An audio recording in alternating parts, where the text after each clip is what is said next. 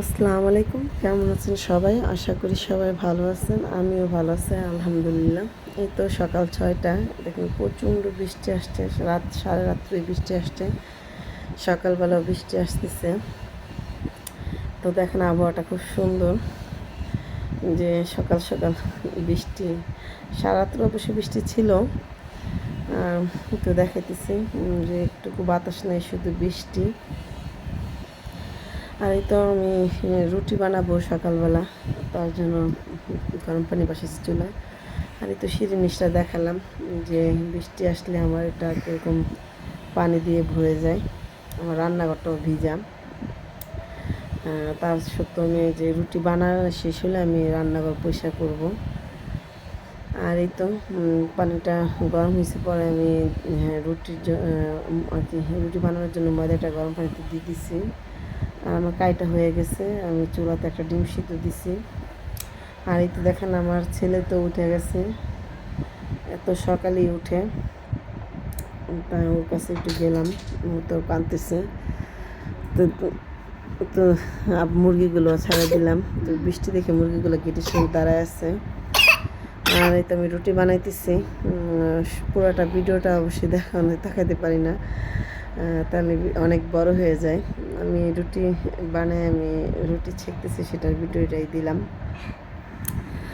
আর আমি রুটি বানানো শেষ, নাস্তা সবাইকে দিয়ে খাওয়া দাওয়া করে তো দুপুরের জন্য আবার রান্না করলাম ডিম ভুনা না আর কি, আলু দিয়ে ঝোল রান্না করছি। 4টা ডিম, যত ছেলের মাদ্রাসায় যাইতে হবে তার জন্য সকাল সকালই রান্নাটা করে ফেলতেছি। আর এখানে আমি মশলা, হলুদ, মরিচ, লবণ, জিরা আর ধনের গুঁড়া দিছি।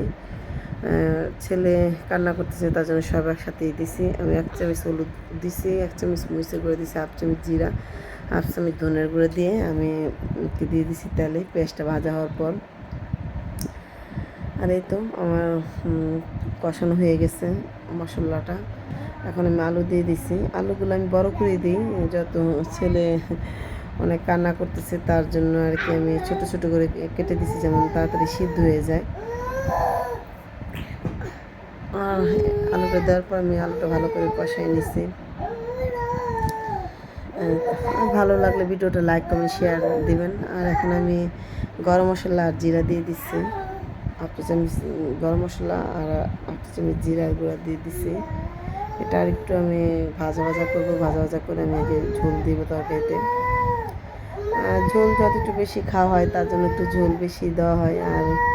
আর এই আলুটা অত সিদ্ধ হতে হবে, তার জন্য ঝোলের পরিমাণটা একটু বেশি।